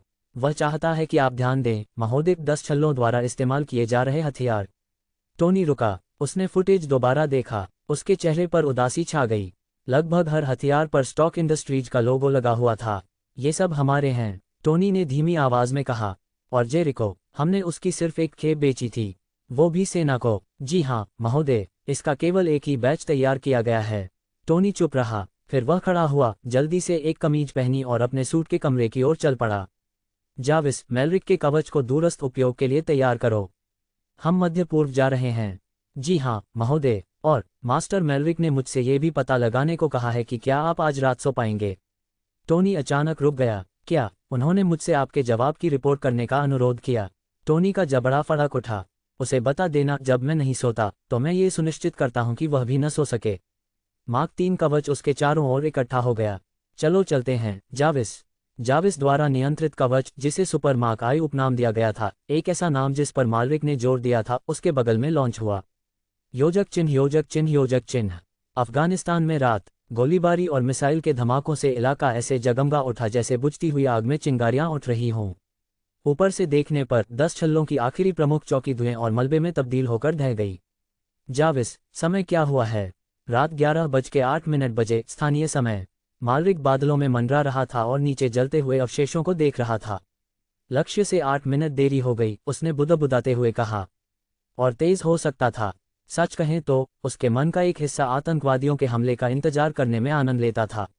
उन्हें अपने अहंकार को, अपनी मिसाइलों को दागते हुए देखना और फिर हवा में ही उनकी उम्मीदों को चकनाचूर कर देना। मनोबल गिराना उतना ही महत्वपूर्ण था जितना कि विनाश। कभी कभी बल की तुलना में भय अधिक बंधन तोड़ देता है। उन्हें पता था कि यह कुछ ज्यादा ही हो सकता है, लेकिन सच में इससे बहुत संतुष्टि मिली, खासकर तब जब उसने उन्हें चिल्लाते हुए सुना, बस इतना ही है तुम्हारे पास। हथियारों के लिए कोई दया नहीं, गुंडों के लिए कोई रहम नहीं। लक्ष्य नष्ट हो गया, उसने कहा। अगला नंबर ईगल के सैन्य अड्डे का है। महोदय, इसका उद्देश्य क्या है? एक कड़ा संदेश दो, हथियारों को नष्ट करो। ये सैनिक दुश्मन नहीं है, ये तो बस आदेशों का पालन कर रहे हैं। असली समस्या तो ऊपर बैठे अधिकारियों के पास है। समझ गया। ओह, और श्री स्टॉक ने अफगान हवाई क्षेत्र का उल्लंघन किया है। वह आपसे संपर्क करने की कोशिश कर रहे हैं। क्या मैं उन्हें आपसे बात करवा दूं? अभी मना कर दो, उसे बता दो कि मैं व्यस्त हूं, मेलरिक ने ठंडे लहजे में कहा। अगर उसे बदला लेना है तो वह पश्चिम की ओर जा सकता है और दूसरे क्षेत्रों में 10 अंगूठियों के बचे हुए हिस्से को खोज सकता है। बिना किसी झिझक के मेलरिक निकटतम अमेरिकी सैन्य चौकी की ओर उड़ गया। अफगानिस्तान और उसके आसपास के इलाकों में इस तरह के 7 अड्डे थे और आने वाले वर्षों में इनकी संख्या बढ़ाकर 19 करने की योजना थी। इतने छोटे, अविकसित देश के चारों ओर इतनी सारी मजबूत किलेबंदी वाली चौकियां, कोई भी समझ सकता था कि इसके पीछे असली मकसद शांति कायम करना नहीं था। ईगल की महत्वाकांक्षाएं स्टील और कंक्रीट में लिखी हुई थीं। शुरू में मेलरिक ने केवल टेन रिंग्स को नष्ट करने की योजना बनाई थी। बाकी सब कुछ वह बाद के लिए छोड़ना चाहता था। लेकिन जिस छोटी लड़की को उसने पहले बचाया था, लाल स्कार्फ वाली लड़की, वह बार बार उसके दिमाग में कौंध रही थी। वह पहले से ही यहाँ था। आधी रात हो चुकी थी। क्यों न कुछ सार्थक किया जाए? इस दुनिया का अमेरिका, इसका ईगल, उसके पिछले जीवन के अमेरिका से बिल्कुल अलग था। लेकिन इसका मतलब यह नहीं था कि मेलरिक को उसके पंजों को कुंद करने में मजा नहीं आएगा। जैसे ही वह अड्डे के ऊपर उतरा, हवाई हमले के सायरन बजने लगे। बैरकों में अलार्म की चीखें गूंज उठीं। आतंकवादियों के विपरीत ये सैनिक प्रशिक्षित, सतर्क और कुशल थे। इससे पहले कि मालविक हाथ भी उठा पाता, बुर्ज और मशीनगनें यांत्रिक सटीकता के साथ उसका पीछा कर रही थीं। लाउडस्पीकरों पर एक तीखी, अधिकारपूर्ण आवाज सुनाई दी। घुसपैठिए, तुरंत जमीन पर उतरें। जहां हैं वहीं रहें। आगे कोई भी हरकत शत्रुतापूर्ण मानी जाएगी। अहंकार, अनुशासन, मारक क्षमता। मालविक ने सिर्फ मुस्कुराया। शांतिपूर्ण बातचीत, आज नहीं। जब तक आप भेड़ियों के दांत नहीं निकाल लेते, तब तक आप उनसे तर्क नहीं कर सकते। वह उनके ऊपर मंडराता रहा, शांति से सांस लेता और छोड़ता रहा। उसके फेफड़ों से चीखती हुई हवा का एक तेज झोंका निकला। पब फ्यूचर विज्ञापन। कुछ ही सेकंड में तापमान तेजी से गिर गया। एक भयंकर बर्फीला तूफान घाटी में फैल गया और जिस भी चीज को उसने छुआ वह जमने लगी। बर्फ दीवारों और मशीनों पर जीवित लताओं की तरह फैल गई। बर्फ की चादरों के नीचे दबे गोला बारूद के भंडार चटकने लगे। हथियार जाम हो गए, वाहन चरमराने लगे, यहाँ तक कि सैनिक भी अपने साजो सामान के बावजूद अकड़ने लगे। कुछ ही क्षणों में पूरी संरचना किसी पौराणिक कथा से निकली क्रिस्टल की किलेबंदी जैसी दिखने लगी। मानो समय थम गया हो। मालविक जमीन पर बैठ गया और चारों ओर फैली भयानक तबाही का जायजा लेने लगा। उसने मुट्ठी उठाई और मानो लापरवाही से ही पास की दीवार पर वार किया। चटक चटक चटक। प्रभाव के कारण सतह पर बाल समान पतली दरारें मकड़ी के जाले की तरह फैल गईं, जो बिजली की तरह सतह पर दौड़ रही थीं। फिर दीवार ढह गई। इसके बाद एक सिलसिलेवार प्रतिक्रिया शुरू हो गई। आधार इतनी तेजी से जम गया था कि वह भंगुर हो गया था। झटकेदार तरंगें विनाश के एक संगीत की तरह उसमें से गुजर गईं। एक एक करके इमारतें ढह गईं। पाले से ढकी इस्पात और प्रबलित कंक्रीट चमकते हुए मलबे में बदल गईं। यह कोई दहाड़ नहीं थी, यह एक गीत था। लाखों क्रिस्टलों के टूटने और बिखरने की आवाज, मानो बवंडर में कांच के टुकड़े बज रहे हों। जब तक आखिरी ढांचा गिरा, तब तक चांदनी में नहाए हुए नुकीले खंडहरों के अलावा कुछ भी नहीं बचा था। मालविक जमे हुए मलबे पर कदम रखते हुए आगे बढ़ा। उसके जूतों के नीचे बर्फ चटकने की आवाज आई। मलबे पर सैकड़ों जमे हुए सैनिक पड़े थे, जीवित तो थे, लेकिन हिलडुल नहीं पा रहे थे। कुछ सैनिक दबे स्वर में कराह रहे थे, उनकी आंखें भय से चौड़ी हो गई थीं। उनकी जान बाल बाल बची थी, लेकिन बड़ी मुश्किल से। उनका नियंत्रण सटीक था। एक भी सैनिक की मौत नहीं हुई। उनके शरीर को मामूली चोटें आई थीं, बस थोड़ी सी चिंताजनक। एक चेतावनी, यही तो मुद्दा था। मुसीबत मोल ले रहे हो, मालविक ने बुदबुदाया। उसकी आंखें लाल चमक रही थीं। उनसे तीव्र ताप की दोहरी किरणें निकलीं, जो बर्फ पर फैल गईं और फंसे हुए लोगों को धीरे धीरे पिघलाने लगीं। इतनी तीव्र ऊष्मा दृष्टि जो स्टील को वाष्पीकृत कर सकती है, लेकिन इतनी नियंत्रित है कि पाले को धीरे से पिघला सके। पब फ्यूचर विज्ञापन। पूर्ण परिशुद्धता। हे भगवान, कितनी ठंड है। अरे वाह, अरे वाह, सुपरमैन है। यहाँ कोई सुपरमैन है क्या? हमने सुपरमैन को उकसाया। जैसे ही उन आदमियों को बर्फ से बाहर निकाला गया, उनमें से अधिकांश बुरी तरह कांपते हुए गिर पड़े और खुद को या अपने सबसे करीब मौजूद किसी भी व्यक्ति को गर्मी पाने के लिए गले लगा लिया। उनकी आंखों में भय साफ झलक रहा था। यहाँ तक कि उच्च पदस्थ अधिकारी भी चुप रहे। आदेश देने के लिए चिल्लाना नहीं, झूठी बहादुरी दिखाना नहीं, बस विस्मय और भय। मालविक उनके ऊपर न्याय के अवतार की तरह खड़ा था, निर्मम, अटल और पूर्ण। उन्होंने कहा, यह आपके लिए चेतावनी है। आपके पास एशिया से हटने के लिए 1 सप्ताह का समय है। अगली बार मैं इतना विनम्र नहीं रहूंगा। उसके पैरों के नीचे जमी बर्फ पर चांदनी चमक रही थी। सैनिकों के लिए वह एक इंसान नहीं था, वह एक तलवार की तरह था, हवा में मंडराता हुआ, गिरने को तैयार। किसी ने भी जवाब देने की हिम्मत नहीं की। किसी ने भी जोर से सांस तक नहीं ली। मालविक मुड़ा और आकाश में उड़ गया, अपने पीछे केवल सन्नाटा छोड़ गया। उन्हें किसी ठोस जवाब की उम्मीद नहीं थी, इन निचले स्तर के सैनिकों या अधिकारियों से तो बिल्कुल नहीं। ये लोग फैसले नहीं लेते थे, लेकिन कोई सुन रहा था, और अगर अभी तक नहीं हुआ है तो जल्द ही हो जाएगा। अगला लक्ष्य 26 किलोमीटर पूर्व। आइए इसे 1 मिनट से भी कम समय में पूरा करें। मालविक ने अपनी गति बढ़ा दी और तारों के बीच वह धुंधला सा दिखाई देने लगा। उस पहले बेस तक पहुंचने में योजना से ज्यादा समय लग गया, इसलिए नहीं कि वह मुश्किल था, बल्कि इसलिए कि वह एक तरह का संदेश देना चाह रहा था। पब फ्यूचर विज्ञापन। आगमन से प्रस्थान तक 3 मिनट से भी कम। उसका लक्ष्य स्पष्ट था, ऊपर मौजूद उपग्रहों द्वारा प्रतिक्रिया का समन्वय करने से पहले हर मोर्चे पर हमला करना। और अब बहुत सारे उपग्रह थे। पिछले 1 घंटे में लगभग आधा दर्जन नए पिंड ऊपर की ओर अपनी स्थिति बदल चुके हैं। सबसे पहले अमेरिका से 2 उच्च रिजोल्यूशन सैन्य उपकरण आए, फिर दूसरे लोग भी इसमें शामिल हो गए। चीन, रूस, फ्रांस, ब्रिटेन, यहाँ तक कि निजी क्षेत्र के समूह भी। आकाश किसी निगरानी शिखर सम्मेलन जैसा दिखने लगा था।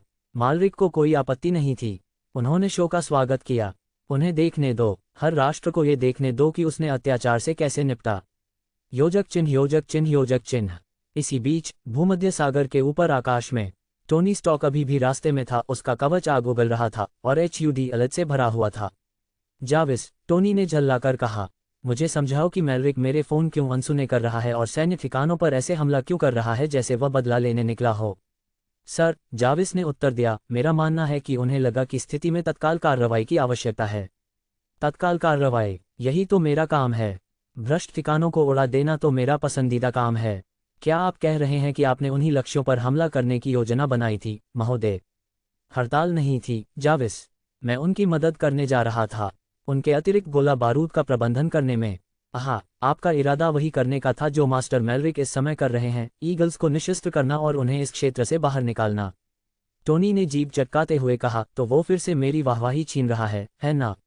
सच कहूं तो, महोदय, आपकी गर्जना काफी तेज है। मैं उनसे आतंकवादियों को जेरिको मिसाइलें बेचने के बारे में बात करने जा रहा था। उसका क्या कारण है? योजक चिन्ह, योजक चिन्ह, योजक चिन्ह। शायद किसी लड़की के लिए, महोदय, जाविस ने सोच समझकर जवाब दिया। एक लड़की, है ना? ये तो समझ में आता है, टोनी ने मुस्कुराते हुए कहा।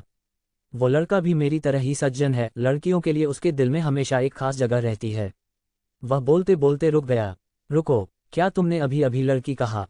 टोनी के चेहरे के भाव बदल गए। क्या ऐसा हो सकता है कि उसकी किसी पूर्व प्रेमिका को ईगल्स ने अपना बना लिया हो? या शायद किसी स्थानीय लड़की को तंग किया गया हो? टोनी की दिलचस्पी बढ़ गई। ये यहीं की रहने वाली लड़की है, महोदय।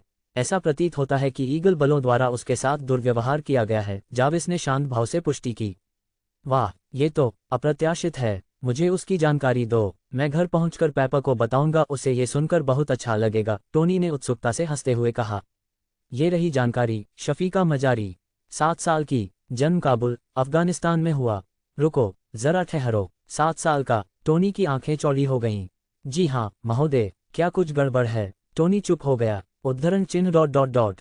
क्या तुमने मैलरिक को ये बताना नहीं सोचा कि इसे आपराधिक व्यवहार माना जा सकता है? सर, मास्टर मैलरिक ने तब हस्तक्षेप किया जब मजारी परिवार को टेन रिंग्स के सदस्यों द्वारा परेशान किया जा रहा था। उन्होंने बचाव अभियान के दौरान 2 आतंकवादियों को मार गिराया। इसे वीरतापूर्ण कार्य माना जाता है, न कि आपराधिक अपराध। ओह, आपका मतलब है कि उसने? ओह, छोड़ो। टोनी अचानक शर्मिंदा होकर अपना गला साफ किया। तो उसने बस उस लड़की के प्रति सहानुभूति दिखाई और ईगल्स के पीछे पड़ गया। जी हाँ, बिल्कुल सही। क्या आप इस स्थिति को अलग तरह से देखते हैं? नहीं, नहीं, तुम सही हो, टोनी ने अजीब तरह से खांसा। ठीक है, जाविस, मैलरिक के वर्तमान स्थान का रास्ता तय करो। सर, मास्टर मैलरिक मैक 20 से अधिक की गति से आगे बढ़ रहे हैं। वास्तविक समय में उनका पता लगाना फिलहाल संभव नहीं है। इतनी तेजी से? तो फिर पता लगाओ कि वह आगे कहाँ जा रहा है। जी श्रीमान। योजक चिन्ह, योजक चिन्ह, योजक चिन्ह। 5 मिनट बाद टोनी स्टॉक एक ईगल बेस के ऊपर पहुंचे। उसने नीचे खंडहरों की ओर देखा। इमारतें चकनाचूर हो चुकी थीं, मलबे पर बर्फ चमक रही थी। दर्जनों सैनिक कंबलों में लिपटे बचाव की प्रतीक्षा कर रहे थे। एक भी हथियार सही सलामत नहीं बचा था। जाविस, क्या तुम मुझे बता रहे हो कि मैलरिक यहाँ था? सर, मास्टर मैलरिक 5 मिनट पहले यहीं पहुंचे थे। वे लगभग 3 मिनट पहले यहाँ से चले गए। तुम मुझे पहले बता सकते थे, टोनी ने बुदबुदाते हुए कहा। उसने फिर नीचे देखा। ठीक है, तो अब उसकी अगली, नहीं, उसके अंतिम गंतव्य की ओर बढ़ो। टोनी ने अपनी मुट्ठियां भींच लीं। उसकी योजना ईगल के सभी ठिकानों को नष्ट करने की है ना? योजना स्पष्ट थी। सैनिकों को बख्शते हुए ठिकानों पर कब्जा करके मैलरिक ने ईगल्स को पीछे हटने पर मजबूर कर दिया। कोई खून खराबा नहीं हुआ, लेकिन पूरी तरह से अपमान हुआ। ये शानदार था, निर्मम लेकिन शानदार, और यह बिल्कुल वैसा ही काम था जिसके बारे में टोनी खुद करने की सोच रहा था। अंतर क्या था? टोनी की योजना केवल हथियारों को निष्क्रिय करने की थी, न कि पूरे ढांचे को नष्ट करने की। सर, आप कुछ परेशान लग रहे हैं, जाविस ने टिप्पणी की। क्या तुम भावुक नहीं होते? टोनी ने गहरी सांस लेने से पहले झल्लाकर कहा। मैं भावुक हो गया हूं। सचमुच, उसने मेरा बदला लेने के लिए ऐसा किया, लेकिन फिर भी मुझे ऐसा लग रहा है जैसे मुझसे कुछ छीन लिया गया हो। लूट लिया गया, महोदय। हाँ, तुम्हें पता है, जैसे कि ये काम तो मुझे ही करना चाहिए था। मैं बड़ा भाई हूं, मुझे उसकी रक्षा करनी चाहिए थी, न कि उसे। जाविस ने इस पर विचार किया। कानूनी तौर पर मास्टर मैलरिक आपके छोटे भाई हैं। बिल्कुल, टोनी ने गर्दन चटकाते हुए कहा। तेज चलो, जाविस, हमें उससे पहले आखिरी बेस तक पहुंचना है। समझा? योजक चिन्ह, योजक चिन्ह, योजक चिन्ह। टोनी मिसाइल की तरह उड़ रहा था, दृढ़ निश्चयी, एकाग्रचित। लेकिन जब वह आखिरी बेस पर पहुंचा तो उसका दिल बैठ गया। वह जगह पहले से ही खंडहर बन चुकी थी, बर्फ से जमी हुई। सन्नाटा। अन्य स्थलों पर मौजूद सैनिकों की तरह यहाँ के सैनिक भी स्तब्ध और कांप रहे थे। युद्ध करने की इच्छा पल भर में ही समाप्त हो गई। जाविस, वो कहाँ है? टोनी ने सुन्न होकर पूछा। आपसे ऊपर, महोदय। टोनी ने ठीक समय पर ऊपर देखा और उसे एक परिचित लाल रंग का लबादा नीचे लहराता हुआ दिखाई दिया। टोनी, आखिरकार तुम आ ही गए, मालरिक ने मुस्कुराते हुए कहा। मुझे लगा था कि तुम मेरे झपकी लेने का इंतजार करोगे। तुम मजाक कर रहे हो? टोनी झल्लाया। तुम मुझे आधी रात को जगाते हो, फिर भाग जाते हो और मेरे लिए कुछ नहीं छोड़ते। मालरिक ने मासूमियत से हाथ ऊपर उठाए। मैंने जाविस से कहा था कि वह तुम्हें बताए, अगर तुम्हें बदला लेना है तो पश्चिम की ओर जाओ। वहां अभी भी टेन रिंग्स के कई गुट मौजूद हैं। ये वैसा नहीं है और तुम ये जानते हो। टोनी गुस्से से आग बबूला हो रहा था। इसमें क्या फर्क है? ये सब एक ही समूह के सदस्य हैं। इनमें से कोई भी निर्दोष नहीं है, मालरिक ने शांत भाव से जवाब दिया। उसने टोनी के बगल में मंडरा रहे सुपर मार्क आई कवच की ओर इशारा करते हुए कहा, लगता है तुम पूरी तैयारी के साथ आए हो। क्या कोई बड़ा अभियान चलाने की योजना बना रहे हो? एक अकेले आदमी के हिमयुग जैसा। टोनी के जूते जमीन पर उतरते ही गर्मी से सरसरा उठे। मैं अब पश्चिम की ओर जा रहा हूँ। किसी चीज को मत छूना। मुझे बस यह एक पल जीने दो। अफगानिस्तान का मामला तो सुलझ गया था, लेकिन टोनी को और भी बहुत कुछ करने की जरूरत थी। वह अतीत में किए गए नुकसान को तो ठीक नहीं कर सकता था, लेकिन शायद वह वर्तमान में कुछ बदलाव ला सके। भले ही यह न्याय से ज्यादा अपराध बोध से जुड़ा हो। ठीक है, ये तुम्हारा है, मालरिक ने कहा, लेकिन पूरा दिन मत लेना। मैं घर पर दोपहर का खाना बना रहा हूँ। टोनी ने चुटकी लेते हुए अपने इंजन चालू करते हुए कहा, तुम खाना बना लो तो बेहतर होगा। मुझे कुछ काम करना है। मालरिक जवाब देने ही वाला था कि उसकी निगाहें ऊपर की ओर उठीं। उसने बादलों के बीच से देखा, उसकी आंखें सिकुड़ गईं। दर्जनों उपग्रह सिर के ऊपर एक साथ एकत्रित हो रहे थे। वे पहले से ही मेरा पीछा कर रहे हैं, उसने धीमी आवाज में कहा। फिर ऊंची आवाज में बोला, टोनी, सुपरमैन की इस पहचान के साथ मैं अंतर्राष्ट्रीय निगरानी में हूं। वर्दी में रहते हुए मुझसे संपर्क न करो, उन्हें तुम्हारे पीछे आने का कोई कारण मत दो। पश्चिम की ओर बढ़ रहे टोनी ने सहमति में हाथ उठाया। मालरिक द्वारा ट्रैकिंग उपग्रहों के एक समूह से छुटकारा पाने के बाद जब वह घर लौटा तो लॉस एंजल्स के समय के अनुसार लगभग दोपहर 1 बजे का समय था। दोपहर के भोजन के लिए उसने जल्दी से कुछ अंडे तले और कुछ पास्ता बनाया। टोनी की बात करें तो जैसा उसने वादा किया था, वह वापस नहीं लौटा था, यहाँ तक कि रात के खाने तक भी नहीं। वह अभी भी टेन रिंग्स के बचे हुए सदस्यों से लड़ रहा था। इसलिए मालरिक ने तहखाने में एक और थ्रस्ट परीक्षण करने के लिए समय का उपयोग किया, फिर कुछ धूप लेने के लिए कक्षा में प्रक्षेपण किया। उन्होंने और टोनी ने पृथ्वी के पीले सूर्य के नीचे एक क्रिप्टोनियन की शक्ति वृद्धि की ऊपरी सीमा का अनुमान लगाने के लिए एक सरल प्रयोग तैयार किया था। योजना सीधी सादी थी, धूप सेंकने से पहले थ्रस्ट का परीक्षण करना, सूर्य में एक निश्चित समय बिताना और फिर बाद में दोबारा परीक्षण करना। इसे 1 महीने तक प्रतिदिन दोहराना था। जाविस परिणामों का मॉडल तैयार करेगा और उन्हें मालरिक की संभावित शारीरिक चरम सीमा का अनुमान लगाने में मदद करेगा। मालरिक आसानी से सहमत हो गया। आखिरकार धूप सेंकना ही तो दिन का उसका सबसे पसंदीदा हिस्सा था। अंतरिक्ष में सीधे सूर्य की किरणों के नीचे तैरते हुए उसे ऐसा महसूस हो रहा था मानो वह किसी ब्रह्मांडीय गर्म झरने में डूबा हुआ हो। उसे अपनी नसों में बहते खून की आवाज़ किसी बहती नदी की तरह सुनाई दे रही थी। उन पलों में उसे अपनी शक्ति में तीव्र, निरंतर वृद्धि का अनुभव हो रहा था, जैसे वसंत ऋतु में पहाड़ों की धाराओं में बाढ़ आ जाती है। और इसमें तेजी आ रही थी। दिन ब दिन सुधार की गति बढ़ती जा रही थी। मालरिक इस रूपक को स्पष्ट रूप से समझ गया। यदि एक सामान्य मनुष्य का शारीरिक विकास एक घंटी के आकार के वक्र का अनुसरण करता है, तो वह अभी भी क्रिप्टोनियन विकास चाप के तीव्र ढलान पर था। उसका तथाकथित कमजोर चरण किसी भी तरह से सामान्य नहीं था। संख्यात्मक रूप से कहें तो उनका थ्रस्ट 400,000 टन से थोड़ा अधिक हो गया था।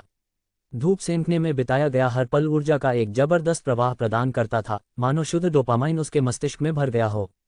यह उत्साह निरंतर बना रहता था, जैसे शक्ति की एक ऐसी लहर पर सवार होना जो कभी चरम पर न पहुंचे। तब बीप, जाविस ने टाइमर बजा दिया। मालरिक ने अनिच्छा से अपनी आंखें खोलीं, अंतरिक्ष यान से बाहर निकला और नीचे उतरना शुरू कर दिया। मानवयुक्त अंतरिक्ष यान, जिसे शुरू में सूर्य की किरणों के संपर्क में आने से सुरक्षा प्रदान करने के लिए बनाया गया था, अब उनका निजी धूप सेंकने का कमरा बन गया था, जिसे कक्षा में केवल इसी उद्देश्य से स्थापित किया गया था। निर्वात में धूप सेंकने के कारण वे अंतर्राष्ट्रीय उपग्रहों के लिए अत्यधिक असुरक्षित हो गए थे और उन्हें निगरानी प्रणालियों द्वारा किसी चिड़ियाघर के जानवर की तरह घूरा जाना पसंद नहीं था। पृथ्वी पर वापस आकर मालरिक ने एक और थ्रस्ट परीक्षण पूरा किया, तभी जाविस ने हस्तक्षेप किया। मास्टर मालरिक, श्री स्टॉप पर वापसी के रास्ते में ईगल फ्लाइट यूनिट द्वारा हमला किया गया है। क्या आप सहायता करना चाहेंगे? मालरिक जम गया। टोनी पर हमला हो रहा है। कहाँ? पश्चिमी तट के पहाड़ महोदय। यही वो हवाई क्षेत्र है जिसके ऊपर से पिछले हफ्ते टोही विमानों ने मुझे परेशान किया था। ओह, अब समझ आया, वह मुस्कुराया। तो बस यही था वो दृश्य जो फिल्म में दिखाया गया था। टोनी पूर्वी प्रशांत महासागर से आया होगा, सैन्य उपग्रहों को निष्क्रिय कर दिया होगा और अब वायुसेना अपनी कार्रवाई करने जा रही थी। मिस्टर स्टॉक की स्थिति बिगड़ रही है, जाविस ने एक होलोग्राफिक फीड दिखाते हुए कहा। ये टोनी के हेलमेट का कैमरा था। घने बादलों के बीच से लड़ाकू विमान तेजी से नीचे आ रहे थे, 1 दर्जन से भी ज्यादा। मालरिक ने टोनी को शिट कहते हुए सुना, जैसे ही उसका देखने का नजरिया 180 डिग्री घूम गया और वह बचने की कोशिश कर रहा था। मिसाइलें और गोलियों की आवाजें तेजी से गुजरती रहीं। प्रसारण प्रणाली बुरी तरह हिल रही थी। लगता है आज वायुसेना गंभीर है, मालरिक ने कहा, लेकिन उनकी आवाज में चिंता नहीं झलक रही थी। माक 3 की अधिकतम गति मैक 8 है। उसे उनसे आगे निकल जाना चाहिए। उसने सोच विचार करते हुए अपनी ठुड्डी पर हाथ फेरा, जब तक कि वह 10 रिंग्स से लड़ने के बाद बहुत ज्यादा थक न गया हो। बिल्कुल यही बात है, मास्टर मैलरिक, जाविस ने जवाब दिया। श्री स्टॉक का शरीर केवल थोड़े समय के लिए ही अधिकतम कवच क्षमता बनाए रख सकता है। लंबे समय तक तेज गति से उड़ान भरने से हृदय गति रुकने का खतरा रहता है। सामान्यतः ये सूट लगभग मैक 2 की गति से चलता है, लेकिन फिर भी इससे सहनशक्ति जल्दी खत्म हो जाती है। मालरिक हंस पड़ा। तो महान आयरन मैन ने एक आतंकवादी सेल का सफाया कर दिया, उसका ईंधन खत्म हो गया और अब वह वायुसेना के साथ लुका छिपी का खेल खेल रहा है। सही, और उसने मदद के लिए मुझे फोन नहीं किया। उन्होंने मुझसे सिर्फ आपको वीडियो भेजने के लिए कहा था, महोदय। मालरिक मुस्कुराया और सिर हिलाया। जिद्दी बेवकूफ, चाहे वह कितनी भी बड़ी मुसीबत में क्यों न फंस जाए। उसने अपनी गर्दन चटकाए। ठीक है, तो चलो मिस्टर स्टॉक को सबक सिखाते हैं। क्या मैं सुपरमैन का सूट तैयार कर लूं? नहीं, मार्क 2 को तैयार करो। मुझे लगता है कि आज कक्षा में थोड़ा प्रदर्शन करना उचित रहेगा। कवच पहनने से शायद उसकी शक्ति सीमित हो जाए, लेकिन इससे उसका आगमन कहीं अधिक नाटकीय हो जाएगा। वह टोनी को मात देने के लिए सही मौके का इंतजार कर रहा था। उनकी दृष्टि पश्चिमी तट के पहाड़ों को भेदती थी। टोनी मिसाइलों की बौछार के बीच ऐसे नाच रहा था जैसे कोई समुद्री पक्षी तूफान में। उसका कभी सुनहरा रहा सूट अब काला पड़ चुका था, गोलियों के छेदों और झुलसने के निशानों से भरा हुआ। वह ग्रिल से निकले किसी धातु के कबाब जैसा दिख रहा था। बेचारे अंकल टोनी, मालरिक गैराज की ओर चलते हुए बुदबुदाया। उनके लिए रोने का समय नहीं है, अब हीरो के आने और दिन बचाने का समय है। योजक चिन्ह, योजक चिन्ह, योजक चिन्ह। इसी बीच अमेरिकी सेना के एक कमांड सेंटर के अंदर उच्च पदस्थ अधिकारी फिर से एकत्रित हो गए थे। कुछ ही घंटे पहले वे रहस्यमय अफगान सुपरमैन के बारे में चर्चा कर रहे थे। अब वे लाइव सैटेलाइट फुटेज देख रहे थे। प्रोजेक्शन स्क्रीन पर एक क्षतिग्रस्त लाल और सुनहरे रंग का सूट मिसाइल हमले से बच रहा है और एक चिकना लाल और नीले रंग का कवच उसे बचाने के लिए गोता लगा रहा है। ये क्रिप्टोनियन नहीं है, कर्नल जेम्स रोड्स ने शांत भाव से कहा। ये उन्नत मानवाकार 100 सूट हैं। अगर इनमें से कोई भी वास्तव में सुपरमैन होता तो वह पूरा दस्ता अब तक राख हो चुका होता। जब कवचधारी 2 आकृतियां शहर में दाखिल हुईं तो निगरानी दल ने उन्हें गलती से सुपरमैन समझ लिया। आपातकालीन प्रोटोकॉल सक्रिय होते ही अलार्म बजने लगे और तुरंत ही उच्च अधिकारियों को सूचना भेज दी गई। इसीलिए 1 दर्जन से अधिक लड़ाकू विमानों के एक विशिष्ट बेड़े को तैनात किया गया था। लेकिन ये सब चीजें कहाँ से आईं? रोडी, क्या तुमने इसकी अनुमति दी थी? वायुसेना के एक लेफ्टिनेंट कर्नल ने मेज पर हाथ पटका। उन सूटों में 2 लोग हमारी पूरी टुकड़ी को रोके हुए हैं और आप अभी भी कह रहे हैं कि यह सिर्फ एक्सोस्केलेटन तकनीक है। रोडी ने अपना जबड़ा रगड़ा, वह स्पष्ट रूप से तनाव में था। मैं उनकी तुलना सुपरमैन से कर रहा हूं, भगवान के लिए। मैं हथियार विकास में काम करता हूं, मैं अच्छी तरह जानता हूं कि इन चीजों का क्या मतलब है। लेकिन क्या इन्हें वास्तव में केवल कवच के रूप में वर्णित किया जाना चाहिए? उनकी तकनीक को देखिए, अज्ञात स्थिर उच्च शक्ति ऊर्जा स्रोत, अति टिकाऊ उच्च सटीकता वाले मिश्र धातु, एक गुरुत्वाकर्षण विरोधी प्रणाली जो अभी तक मौजूद नहीं होनी चाहिए, और एक निर्बाध ऊर्जा हस्तांतरण प्रणाली। ये प्रणालियां हमारी मौजूदा प्रणालियों से कम 1 दशक आगे हैं। अगर हमारे पास इस तरह की तकनीक होती तो पेंटागन कल से ही वैश्विक वर्चस्व की योजना बनाना शुरू कर सकता था। उन्होंने आगे कहा, मुझे ये समझ नहीं आता कि इस तरह की तकनीक रखने वाला कोई व्यक्ति रोबोट बनाने की जहमत क्यों उठाएगा। यह ऐसा है जैसे कोई व्यक्ति युद्ध के मोर्चे पर मुक्केबाजी करने के लिए टैंक पहनकर चला जाए। और क्या आपने गौर किया है? उसने आगे कहा, उन्होंने एक भी आक्रामक कदम नहीं उठाया है। क्या पता वे वास्तव में मित्रवत हों? रोडी ने सुझाव दिया, तो क्यों न हम पहले उनसे संवाद करने की कोशिश करें। लेकिन वायुसेना के शीर्ष अधिकारी जनरल रॉस ने एकदम शांत भाव से बीच में दखल देते हुए कहा, चाहे वे मित्र हो या शत्रु, हम पहले उन्हें मार गिराते हैं। सवाल हम बाद में पूछते हैं। रुको, यह क्या है? एक और सूट, एक कर्नल ने प्रोजेक्शन स्क्रीन की ओर इशारा करते हुए चिल्लाकर कहा। सबकी निगाहें उस पर टिक गईं। लाल और सुनहरे रंग के कवच के बगल में एक चांदी सफ़ेद रंग का सूट दिखाई दिया। लानत है, ये सब संगठित हैं। इन सब को मार गिराओ, रॉस ने मूंछें फड़कते हुए चिल्लाया। योजक चिन्ह, योजक चिन्ह, योजक चिन्ह। दूर से मालरिक ने 2 कवचधारियों को गोलियों की बौछार के बीच से बचते हुए देखा। उसने अपनी गति बढ़ा दी और बुरी तरह घायल और स्पष्ट रूप से निराश टोनी स्टॉक के करीब पहुंच गया। टोनी, बहुत दिनों बाद मिले। तुम ऐसे लग रहे हो जैसे अभी अभी किसी तेल भंडार में हुए विस्फोट से लौटे हो। टोनी ने लाल और सुनहरे कवच के अंदर से कहा। वह मुड़ा और लगभग गोली चला ही दी थी। मैलिक, अगली बार एक सामान्य व्यक्ति की तरह आने की कोशिश करो, न कि किसी भूत की तरह। वह हवा में ही अपना संतुलन खोने ही वाला था। और तुम मेरा कवच क्यों पहने हुए हो? मालरिक ने अपना सिर झुकाया। क्योंकि तुमने मेरा लिया था, याद है? पीछे मुड़कर देखने पर उसने देखा कि 1 दर्जन लड़ाके करीब आ रहे हैं। उनके हथियारों से आसमान जगमगा रहा है। ट्रेसर राउंड एक दूसरे को काटते हुए चापों में तेजी से गुजरे, जिससे वे चारों ओर से घिर गए। मेरा मतलब है कि तुम अपने हमेशा वाले स्पैंडेक्स वाले कपड़ों में क्यों नहीं हो? टोनी ने कहा और बाल बाल गोलियों की बौछार से बचा। क्या मैं ऐसा दिखता हूं कि जब लोग मुझे सुपरमैन समझें तो मैं इसे पहनकर घूम सकूं? सामाजिक मुलाकात के लिए ये ठीक नहीं है। टोनी की तुलना में मालरिक बड़ी आसानी से बच निकलता था, शांत, कुशल और संयमित। लेकिन मुख्य रूप से मैं यहाँ आपको ये दिखाने आया हूँ कि धातु के इस टुकड़े का वास्तव में उपयोग कैसे किया जाना चाहिए। टोनी ने उपहास उड़ाते हुए कहा, क्या तुम मेरे लिए मार्क आर्मर की निर्देश पुस्तिका लाए हो? बहुत बढ़िया, मैं इसी की तलाश कर रहा था। कोई नियमावली नहीं है, इसलिए ध्यान से सुनो। मैं अपनी शक्तियों का प्रयोग नहीं करूंगा, बिल्कुल भी नहीं। मालरिक ने अपने पीछे लड़ाकू विमानों के समूह पर नजरें जमाईं और चिल्लाया। जाविस, एलरॉन तैनात करो। तेज फुफकार के साथ चांदी सफ़ेद रंग के मार्क 2 बख्तरबंद विमान ने अपने पंख फैलाए और अचानक ब्रेक लगा दिए। जाविस ने हमेशा की तरह तुरंत जवाब दिया।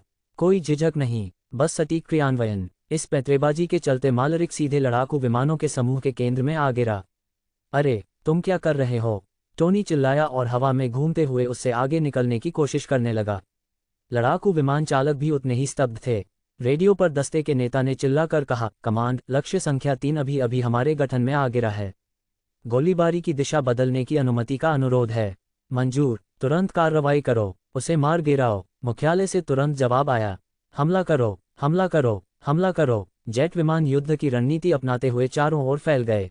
कुछ लोग तेजी से आगे बढ़े, कुछ पीछे हट गए और अभ्यास किए गए ड्रिल की तरह मार्क 2 को पूरी तरह से घेर लिया। पहले तो पायलट चौंक गए, लेकिन फॉर्मेशन पक्का हो जाने पर उनके चेहरे पर मुस्कान आ गई। उनके लिए दुश्मन ने खुद को उनके हवाले कर दिया था। Unit 1, lock on. यूनिट 2 की पुष्टि हो गई है। मिसाइल प्रक्षेपण अधिकृत, कप्तान ने गरजते हुए कहा।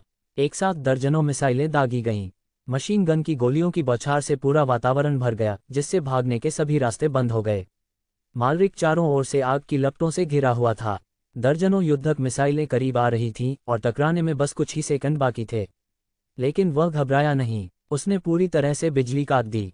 कवच क्षैतिज रूप से, न कि ऊर्ध्वाधर रूप से, मुक्त पतन चाप में गिरा, जिससे आने वाली मिसाइलें लक्ष्य से आगे निकल गईं। हालांकि उनके ट्रैकिंग सिस्टम ने तुरंत तालमेल बिठा लिया, लेकिन इस थोड़े समय की गड़बड़ी के कारण उनकी गति धीमी हो गई। झुंड की गति मूल गति की 1/3 रह गई। जेट विमानों के गोता लगाते ही दस्ते के नेता ने चिल्लाकर कहा, उसके पीछे नीचे जाओ। जाविस, इंटेलिजेंट ट्रैकिंग डिस्प्ले चालू करो। मालरिक ने अपनी महाशक्तियों को पूरी तरह से अनदेखा करते हुए आदेश दिया। वह मार्क 2 को काम करने दे रहा था। कुछ ही सेकंड में हेलमेट का HUD home display user display रोशन हो गया, जिसमें प्रत्येक मिसाइल के प्रक्षेप पथ और वेग का मानचित्रण किया गया था। बिल्कुल सही, मालरिक ने धीरे से कहा और पीछे की ओर तेजी से पैर पटका। मिसाइलें लगातार उसका पीछा कर रही थीं। अब वे ठीक उस दिशा के विपरीत दिशा में जा रहे थे जहां टोनी उड़ रहा था।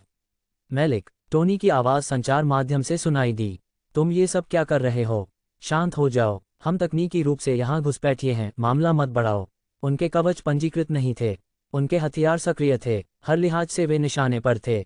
मैं संभाल लूंगा, बस देखते रहो। मालरिक की आवाज़ स्थिर थी। उसने अपनी गति बढ़ाई, लेकिन केवल इतनी ही कि वह मिसाइलों के झुंड से ठीक आगे रह सके। फिर बिल्कुल सही समय पर वह एक तरफ मुड़ गया। मार्क 2 के थ्रस्टर्स कुछ देर के लिए चमके, धीमे हुए, फिर जोर से चलने लगे। वह हवा में ही घूम गया और एक मिसाइल के किनारे से चिपक गया। जाविस, स्थानीयकृत विद्युत चुंबकीय क्षेत्र शुरू करो। आवरण से चिपके रहो, लेकिन इसे समय से पहले विस्फोटित मत करो। कवच के तलवों में तेज आग की लपटें उठीं।